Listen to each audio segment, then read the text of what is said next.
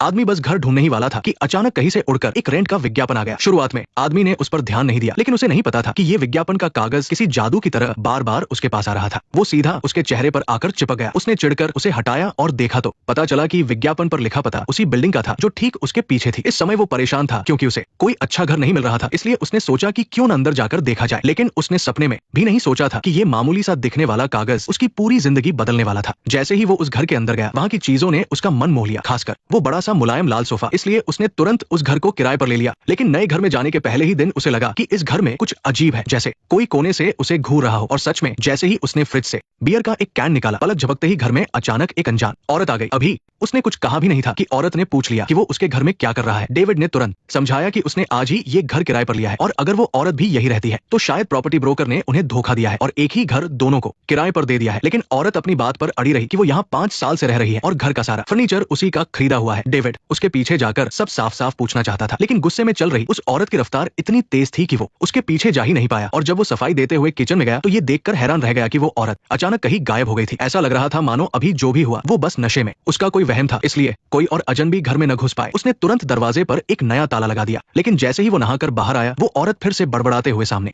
शीशे में दिखने लगी और पलक झपकते ही वो फिर से गायब हो गई। अब उसे पूरी तरह से यकीन हो गया था कि वो औरत नशे की वजह से होने वाला कोई वहम नहीं है। डेविड ने तुरंत ये सारी बातें अपने दोस्त को बताई, लेकिन उसके दोस्त ने उसकी बात पर बिल्कुल यकीन नहीं किया, क्योंकि डेविड की पत्नी की 2 साल पहले ही मौत हुई थी। उसे लगा कि डेविड अपनी पत्नी की याद में बहुत ज्यादा खोया रहता है, इसलिए उसे ऐसे वहम हो रहे हैं। पत्नी की मौत के बाद से डेविड हर दिन बस उसी के गम में डूबा रहता था, यहाँ तक कि अगर उसका दोस्त उसके लिए कोई डेट फिक्स करता तो वो एन मौके पर वहां से भाग जाता था। लेकिन अब 2 साल बीत चुके थे और उसका दोस्त उसे समझाता रहता था कि वो सिर्फ अपनी ही दुनिया में न खोया रहे। जब वो घर वापस आया और फिर से एक ठंडी बियर खोली तो उसने चारों तरफ देखा, लेकिन उसे वो औरत कहीं नजर नहीं आई। तभी अचानक उसके मन में एक ख्याल आया। उसने सोचा कि क्यों न वो टेस्ट करे कि क्या वो औरत सच में दोबारा सामने आएगी। लेकिन जब वो नहाकर बाहर आया और पहले की तरह शीशा साफ किया तो उसे कुछ नहीं दिखा। उसे लगा कि सच में उसके दोस्त की बात सही थी और ये सब उसका वहम ही था। वो अपनी थकी हुई हालत में बिस्तर पर गया और जैसे ही उसने आंखें बंद करके सोने की कोशिश की, तभी वही जानी पहचानी आवाज फिर से आई। वो औरत अभी भी यही मानती थी कि ये घर उसी का है। जब उसने देखा कि डेविड घर छोड़कर नहीं गया बल्कि आराम से उसके बिस्तर पर लेटा हुआ है, तो उसने कई तरह से ये साबित करने की कोशिश की कि ये घर उसी का है। उसने दिखाया कि तकिए पर रेड वाइन के दाग है और डेविड जिस बेडशीट पर सो रहा है वो भी उसी ने खरीदी है। यहाँ तक कि दराज में अभी भी मॉल की रसीद रखी हुई है। लेकिन जब वो पूरे कॉन्फिडेंस के साथ बेड के पास वाले टेबल को देखती है तो वो हैरान रह जाती है, क्योंकि वहां से उसकी फोटो गायब थी। उसे पूरा यकीन हो गया कि डेविड ने इस घर पर कब्जा करने के लिए उसकी फोटो को फेंक दिया है। इसलिए औरत ने तय किया कि वो अब कोई समझौता नहीं करेगी। उसने तुरंत फोन उठाया और पुलिस को कॉल करने लगी, लेकिन अगले ही पल उसका हाथ सीधे फोन के आर पार हो गया। ये देखकर डेविड पूरी तरह से सन्न रह गया। उसे लगने लगा कि क्या वो अभी भी कोई सपना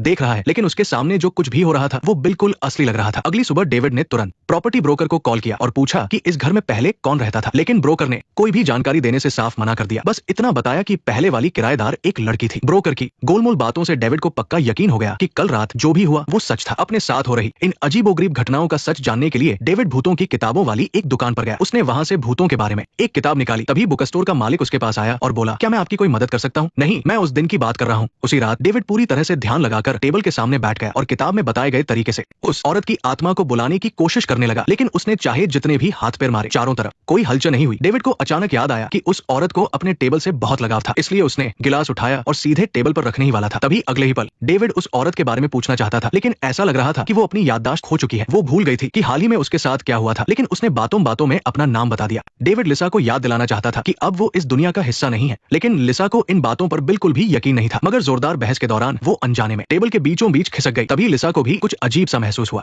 गुस्से से भरी लिसा डेविड को सबक सिखाना चाहती थी, लेकिन वो ये देखकर हैरान रह गई कि उसका हाथ सीधे डेविड के शरीर के आर पार हो गया। गुस्से में आकर उसने डेविड को जोर से धक्का देने की कोशिश की, लेकिन उसे खुद पता नहीं चला और वो खिड़की के आर पार हो गई। लेकिन अगले ही पल वो फिर से कमरे के अंदर आ गई। हालांकि लिसा ने ये बात मान ली थी कि वो अब एक आत्मा बन चुकी है, लेकिन वो इतनी आसानी से हार मानने वाली नहीं थी। डेविड को अपने घर से बाहर निकालने के लिए लिसा ने दिन रात उसे परेशान करना शुरू कर दिया। हालत ये हो गई थी कि डेविड नहाते वक्त भी अपने कपड़े नहीं उतार पाता था। हालांकि डेविड को लिसा के होने की आदत हो गई थी, लेकिन फिर भी हर बार उसे देखकर वो बुरी तरह डर जाता था। कुछ दिनों तक ऐसे ही परेशान होने के बाद डेविड सुकून से जी नहीं पा रहा था, यहाँ तक कि वो शांति से टीवी भी नहीं देख सकता था। डेविड लिसा की हरकतों से बहुत ज्यादा तंग आ चुका था और अब वो ये सब बर्दाश्त नहीं कर पा रहा था। लिसा से पूरी तरह छुटकारा पाने के लिए डेविड ने एक पादरी को बुलवाया, लेकिन लोगों को बेवकूफ बनाने वाले इन पुराने तरीकों से लिसा को कोई डर नहीं लगा। जब विदेशी तरीके काम नहीं आए तो उसने देसी तरीके आजमाए, यहाँ तक कि उसने एक साइंस की टीम भी बुला ली। उन्होंने आत्मा को पकड़ने के लिए हाईटेक स्कैनर और एक पिरामिड वाले डिब्बे का इस्तेमाल किया। सब कुछ बिल्कुल सही चल रहा था, लेकिन इसका कोई फायदा नहीं हुआ। लिसा की आत्मा अभी भी साई की तरह वही मौजूद थी। इतनी बार फेल होने के बाद डेविड ने आखिरकार उसी बुक स्टोर वाले लड़के को घर बुलाया। वो लड़का चुपचाप सोफे पर बैठकर अपनी आंखें बंद करके कुछ देर तक ध्यान लगाता रहा और थोड़ी देर बाद ही उसने लिसा के होने को महसूस कर लिया। लड़के ने डेविड को बताया कि लिसा की आत्मा बहुत ज्यादा एक्टिव है और वो किसी भी हाल में यहाँ से जाना नहीं चाहती है। उसने डेविड को जल्द से जल्द घर बदलने की सलाह दी ताकि उसे लिसा से छुटकारा मिल सके, लेकिन डेविड घर नहीं छोड़ना चाहता था। वो एक ऐसी आत्मा के लिए हार कैसे मान सकता था? लड़के ने निराश होकर अपना सिर खुजलाते हुए कहा कि वो औरत अभी मरी ही नहीं है। इसके बाद उसने डेविड को बताया कि वो लिसा की आत्मा को इसलिए नहीं भगा पा रहा है क्योंकि डेविड के दिल में अभी भी किसी और की याद बसी है और वो इंसान ऐसा है जिसे वो कभी भुलाना नहीं चाहता। मैं इस बारे में बात करना चाहता हूँ। मुझे समझ आ गया तुम्हारे साथ धोखा हुआ है। शायद ये उसी बेवकूफ आदमी का काम है। चुप रहो। तुमने फादर फ्लैनिगन और पूरे लकी क्लब को बुला लिया ताकि मेरी मदद हो सके, लेकिन मैं सिर्फ ये कह रहा था कि तुम्हें एक बार बाहर निकाल दिया गया था। तुम्हें नहीं पता कि तुम क्या बोल रहे हो। चुप रहो। माफ करना, तुम हार गए मेरे भाई। मैं उस समझदार लड़की से कुछ कहना चाहता हूँ। मरने वालों की थोड़ी तो इज्जत करो। तभी लिसा को एहसास हुआ कि उसने मजाक मजाक में जो बात कही थी वो असल में डेविड के दिल में छिपा एक बहुत गहरा दर्द था। वो खुद छत पर डेविड के पास गई और अपनी कही हुई बातों के लिए उससे माफी मांगी। डेविड को शांत देखकर वो खुद ही अपने पुराने सपनों के बारे में बात करने लगी। वो हमेशा से इस छत को एक गार्डन बनाना चाहती थी, लेकिन काम में बिजी रहने की वजह से वो ऐसा कभी नहीं कर पाई। हालांकि उसका ये सपना अब कभी पूरा नहीं हो सकता था। लिसा चाहती थी कि डेविड अपने दिल का दर्द उसके साथ बांटे, लेकिन गलती से उसने डेविड की एक कमजोर नब्ज पर हाथ रख दिया था और वो सुनसान सड़क पर टहलने निकल पड़ी।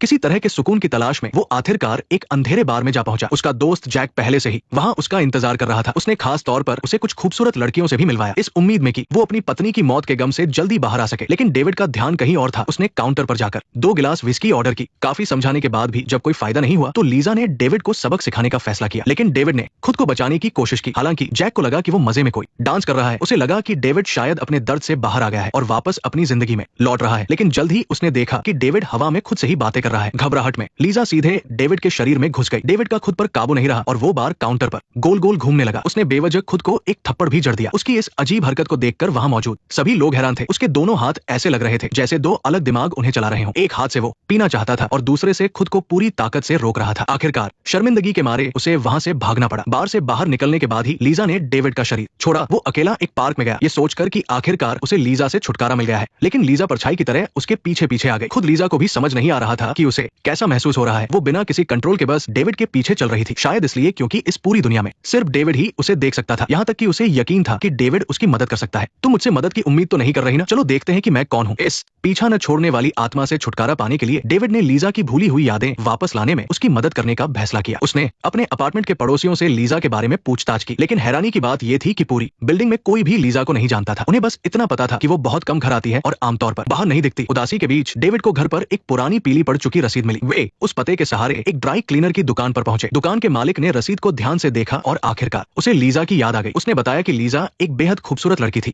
लेकिन वो ज्यादा बात नहीं करती थी और हमेशा थोड़ी उदास रहती थी। जब भी वो दुकान पर आती तो हमेशा बहुत जल्दबाजी में होती थी, जैसे उसके मन में बहुत कुछ चल रहा हो। इसलिए उसे लीजा के बारे में ज्यादा कुछ नहीं पता था। सुराग यहीं पर खत्म हो गया। वापस लौटते समय वो एक घर के पास से गुजरे। लीजा ने कहा कि उसे ये जगह कुछ जानी पहचानी लग रही है। डेविड ने तुरंत उस घर की बेल बजा दी। दरवाजा एक अधेड़ उम्र के आदमी ने खोला। डेविड ने उसे लीजा की शक्ल सूरत के बारे में बताया, लेकिन वो हुलिया बिल्कुल उस आदमी की गर्लफ्रेंड से मिलता जुलता था। उसे डर था कि कहीं उसके पीछे खड़ी उसकी पत्नी को इसका राज न पता चल जाए, इसलिए उसने जल्दी से दरवाजा बंद कर लिया। उस आदमी की घबराहट देखकर लीजा को खुद पर शक होने लगा। क्या वो उस आदमी की दूसरी औरत थी? बातों बातों में वो एक रेस्टोरेंट के बाहर पहुंच गए। लीजा अचानक रुक गई। उसे लगा जैसे वो इस जगह को पहले से जानती हो, और सच में जैसे ही लीजा ने उस रेस्टोरेंट में कदम रखा उसे एक जानी पहचानी लेकिन अजीब सी फीलिंग आई। उसे अचानक अपनी सबसे पसंदीदा डिश की याद आ गई। वो यहाँ खाने के लिए अनगिनत बार आना चाहती थी, लेकिन अफसोस की किसी न किसी वजह से वो कभी आ नहीं पाई। जैसे ही वो लोग जाने वाले थे, अचानक पीछे से कुछ आवाज आई। एक आदमी बिना किसी वजह के जमीन पर गिर पड़ा। हालत बहुत नाजुक थी और ये सब देखकर लीजा के दिमाग में अचानक से फर्स्ट एड की पुरानी यादें ताजा हो गई। उसका पेट चेक करो। क्या उसका पेट चेक करो कि कहीं खून तो नहीं आ रहा? मुझे कैसे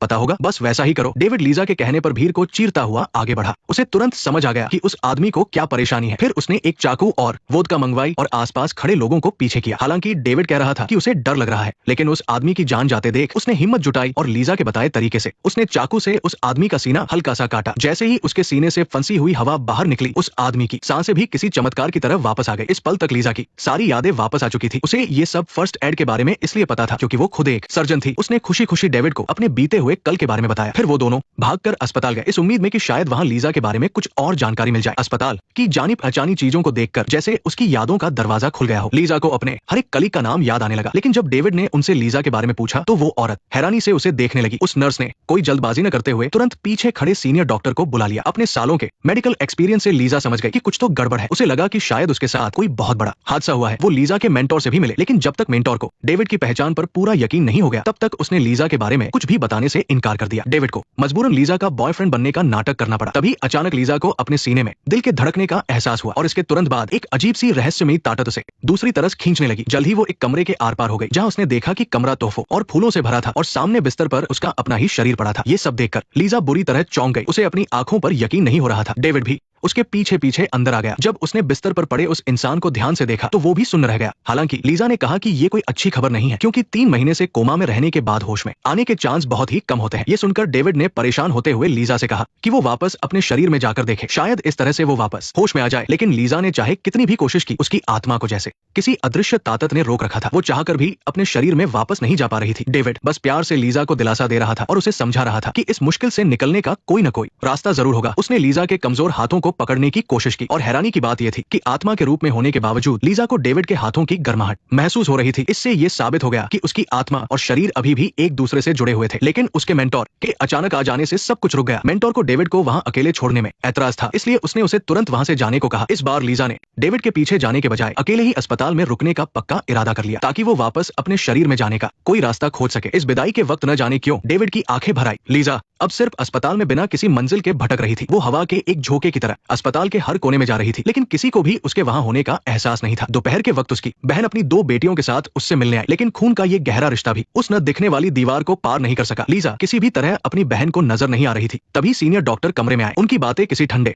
चाकू की तरह लीजा की आखिरी उम्मीद को भी बेदर्दी से काट रही थी। डॉक्टर ने कहा कि लीजा के अब होश में आने की कोई गुंजाइश नहीं है। उसने तो यहाँ तक कह दिया कि उसकी बहन को ऑक्सीजन की नली हटा देनी चाहिए, ताकि लीजा को इस कभी न खत्म होने वाले दर्द से आजादी मिल सके और उसकी बहन को भी इलाज के भारी भरकम खर्चों का बोझ न उठाना पड़े। हालांकि उसकी बहन ने इस बात को मानने से इनकार कर दिया और कमरे से बाहर चली गई, लेकिन डॉक्टर फिर भी पीछे पीछे उसे समझाने लगा। लीजा परेशान होकर उनके पीछे भाग रही थी। वो डॉक्टर की बातों का पूरी ताकत से विरोध कर रही थी, लेकिन उसकी आवाज किसी तक नहीं पहुंच रही थी। गनीमत है कि उसकी बहन ने लीजा का साथ नहीं छोड़ा। उसने सख्ती से डॉक्टर की सलाह ठुकरा दी। जब तक जरा सी भी उम्मीद थी, वो अपनी बहन को नहीं छोड़ने वाली थी। उधर दूसरी तरफ डेविड अकेला अपने घर लौट आया। खाली और शांत कमरे को देखकर उसे एक ऐसा सूनापन और उदासी महसूस हुई जो उसने पहले कभी नहीं की थी। उसने सोचा कि वो चिप्स के 2 पैकेट खाकर काम चला लेगा, लेकिन पल भर सोचने के बाद उसने एक बढ़िया और सेहतमंद डिनर करने का फैसला किया। लेकिन इतने मन से बनाए गए खाने को देखकर भी उसका खाने का मन नहीं कर रहा था। वो बार बार इधर उधर देख रहा था, जैसे किसी का इंतजार कर रहा हो। पहले जब लीजा उसके साथ होती थी तो वो हमेशा उसकी सारी उदासी दूर कर देती थी, लेकिन अब अकेलेपन के उस साए ने फिर से उसे घेर लिया था। वो किसी भी तरह से होश नहीं हो पा रहा था। उसने पानी पीने के लिए गिलास उठाया, लेकिन उसे रखते ही वो सुन पड़ गया। पता नहीं कब से लीजा का साथ उसकी रोजमर्रा की जिंदगी का एक अहम हिस्सा बन गया था। तभी अचानक डोरबेल बजी। डेविड झट से उठा। उसने पूरी उम्मीद के साथ दरवाजा खोला। डेविड ने तहजीब दिखाते हुए उस औरत को अंदर आने और थोड़ा इंतजार करने के लिए कहा, लेकिन उस खूबसूरत पड़ोसन का इरादा बिल्कुल साफ था। उसने सीधे अपने जूते उतारे और अपना टॉप भी उतार दिया। कुछ पल के लिए तो डेविड को समझ ही नहीं आया कि क्या करे, लेकिन उस औरत की बातों में इतना नशा था कि खुद को रोकना मुश्किल था। बहुत ही पागलपन से भरा और जोशीला। जब वो औरत किसी बहाने से वॉशरूम गई, तब जाकर डेविड ने चैन की सांस ली। मन ही मन वो खुद को खुशकिस्मत मान रहा था कि वो बच गया, लेकिन अगले ही पल उस औरत ने अपने कपड़े अंदर से बाहर फेंक दिए। डेविड घबराकर जल्दी से अपनी सफाई देने लगा। उधर लीजा को जलन हो रही थी, लेकिन वो शांत होने का नाटक करते हुए आगे जाकर माहौल का जायजा लेना चाहती थी। उनकी बातचीत के बीच ही वो औरत वॉशरूम से धीरे धीरे बाहर आई। वो डेविड को अपनी तन्हा जिंदगी के बारे में बताने लगी। उसकी बातों से साफ लग रहा था कि वो बस उस पल का मजा लेना चाहती है। उधर लीजा पास खड़ी डेविड को समझा रही थी कि उसे इस मौके का फायदा उठाना चाहिए। उसे भी एक नई जिंदगी की शुरुआत करनी चाहिए। लेकिन डेविड बिना जज्बातों के ऐसा कोई भी रिश्ता नहीं चाहता था। लेकिन अनजाने में ही लीजा की जलन देखकर वो थोड़ा घबरा गया। उसने पड़ोसन को वहां से भेज दिया और लीजा के पीछे पीछे छत पर चला गया। बातों बातों में डेविड ने खुद ही लीजा के सामने अपना दिल खोल कर रख दिया और अपनी पहली पत्नी के साथ बिताए हर एक पल के बारे में बताने लगा। उसकी पत्नी का अचानक गुजर जाना किसी भयंकर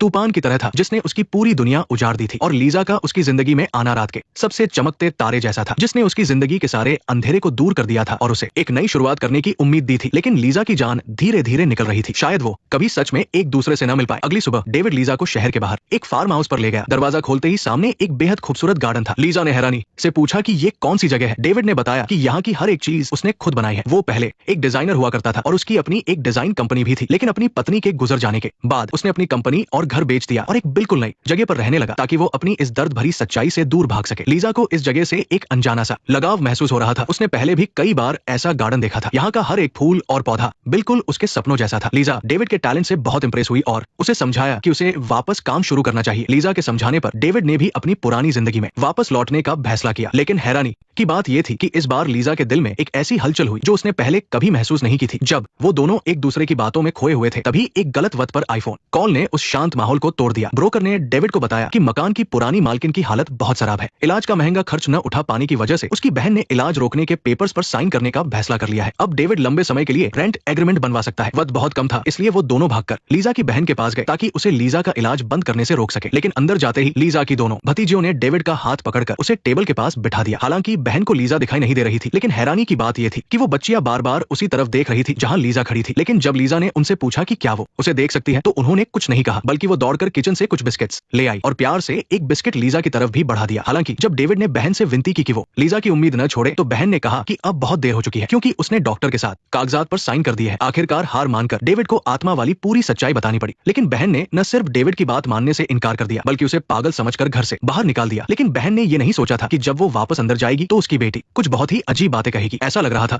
जैसे अब कुछ भी ठीक नहीं हो सकता था। लीजा भी सच्चाई को अपनाने के लिए तैयार थी, लेकिन डेविड इतनी आसानी से हार नहीं मानना चाहता था। उसने घर जाकर आत्माओं से जुड़ी सारी किताबें छान मारी ताकि लीजा को बचाने का कोई और तरीका मिल सके। लेकिन तभी अचानक उसके हाथ लीजा की एक फोटो लगी। दरअसल उस दिन अस्पताल में उसे डर था कि कहीं बिछड़ने के बाद वो लीजा को फिर कभी न देख पाए, इसलिए उसने चुपचाप वहां से उसकी एक फोटो अपने पास रख ली थी। ये जानकर लीजा की आंखें भर आई, क्योंकि आज तक किसी ने डेविड की तरह उसकी इतनी परवाह नहीं की थी। पहले वो हमेशा पागलों की तरह काम में लगी रहती थी, लेकिन उसने कभी ये नहीं सोचा कि उसे असल में क्या चाहिए। हालांकि अपने करियर में उसने बड़ी कामयाबी हासिल कर ली थी, लेकिन वो अपनी जिंदगी के इस खालीपन को कभी भर नहीं पाई। उसने कभी सच्ची खुशी महसूस नहीं की, और अब ये पल भर की खुशी भी उसके लिए बहुत बड़ी बात हो गई थी, जो बहुत जल्द हमेशा हमेशा के लिए खत्म होने वाली थी। असल में लीजा अपनी आखिरी सांसों से पहले एक बार प्यार का एहसास करना चाहती थी, इसलिए दोनों खामोशी से एक दूसरे की आंखों में देखने लगे। हालांकि दोनों एक दूसरे को छू नहीं सकते थे, लेकिन जैसे ही उनके हाथ करीब आए, उन्हें एक ऐसा प्यारा एहसास हुआ जिसे शब्दों में नहीं बताया जा सकता। अगली सुबह जब खिड़की से आती धूप ने डेविड को जगाया, तो उसने देखा कि लीजा अभी भी उसके पास है। उसके दिमाग में एक बहुत ही रिस्की आइडिया आया। वो इतनी आसानी से लीजा को खोना नहीं चाहता था। जब इन सबको रोकने का कोई रास्ता नहीं था, तो उसने लीजा के शरीर को सीधे अस्पताल से चुराने का फैसला किया। शायद ऐसा करने से लीजा को कुछ और वक्त मिल सके। उसने अपने दोस्त जैक को बुला लिया, लेकिन इतनी नाजुक हालत में किसी मरीज को अस्पताल से बाहर ले जाना इतना भी आसान नहीं था। इसके लिए पहले फर्स्ट एड और सभी मेडिकल मशीनें तैयार रखनी होंगी। लेकिन जैक को इस बारे में कुछ भी नहीं पता था। उसे लगा कि शायद किसी सदमे की वजह से डेविड पागल हो गया है और अस्पताल में चोरी करने आया है। आखिरकार हार मानकर डेविड ने जैक को बता दिया कि लीजा की आत्मा ठीक उसके पीछे खड़ी है। अगर तुम्हारी दोस्त सच में मेरे पीछे है, तो जरा पूछकर बताओ कि मैंने अपने हाथों से कौन सा इशारा किया है, रॉक या scissors? Rock, rock, scissors, rock, paper, paper. लेकिन जब वो लीजा के बेड के पास पहुंचे, तो जैक उसे देखते ही सुन्न रह गया, क्योंकि 3 महीने पहले वो डेविड को जिस लड़की से मिलवाने वाला था, वो कोई और नहीं बल्कि सामने लेटी हुई यही लड़की थी। असल में उस रात बहन ने लीजा के लिए भी एक ब्लाइंड डेट रखी थी, लेकिन अफसोस की बात है कि डेट पर जाने के रास्ते में ही लीजा का एक्सीडेंट हो गया और इस तरह दोनों एक दूसरे से कभी मिल ही नहीं पाए। वो दोनों लीजा को लेकर अस्पताल से निकलने वाले थे, लेकिन जल्द ही सिक्योरिटी गार्ड्स की नजर उन पर पड़ गई। जैक ने झट से गार्ड्स को धक्का देकर लिफ्ट के अंदर धकेल दिया, लेकिन इसी बीच अनजाने में एक गार्ड के हाथ से लीजा का ऑक्सीजन मास्क खिंच गया और दूसरी तरफ डेविड को भी कई लोगों ने घेर लिया था। बिना ऑक्सीजन के लीजा की हालत तेजी से बिगड़ने लगी थी। उसकी सांसों की डोर टूट रही थी और उसकी जान जा रही थी। जैसे ही उसकी धड़कन रुकी, डेविड ने बिना कुछ सोचे समझे उसे सीपीआर देना शुरू कर दिया, लेकिन वो भी लीजा को मौत के मुंह से वापस नहीं ला सका। कुछ सिक्योरिटी गार्ड्स ने मिलकर डेविड को पकड़ लिया। वो रोते तड़पते हुए बार बार लीजा का नाम पुकार रहा था। जब ऐसा लगने लगा कि अब सब कुछ खत्म हो गया है, तभी एक चमत्कार हुआ। लीजा की बंद पड़ी धड़कन फिर से शुरू हो गई। मशीन से आती टीटी की आवाज ये बता रही थी कि लीजा वापस लौट आई है। उन सभी की हैरान निगाहों के सामने लीजा ने अचानक से अपनी आंखें खोल दी। क्या तुम